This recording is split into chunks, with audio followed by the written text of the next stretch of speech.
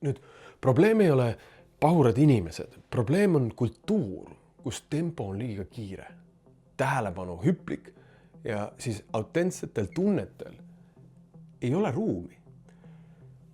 Pahurad eestlased meie ümber on inimesed, kelle eludes on kriitilistel hetkedel olnud liiga palju, mida tunda ja liiga vähe armastavat toetust, et julgelda neid tundeid tunda.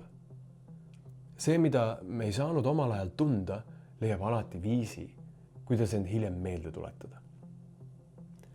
Nüüd enamik rahulolematusest, mis meie sees on, ei küsi lahendust, vaid ta küsib aega ja tähelepanu. Paha meel ei ole sina. Õnneks on võimalik iseendasse kogunenud pahameelele tähelepanu ja armastust õppida pakkuma ka aastaid pärast enda originaalsünduste toimumist. Kui sisemine pinge jääb teadustamata, ei muutu näiteks koostöö meeskondades inimlikumaks.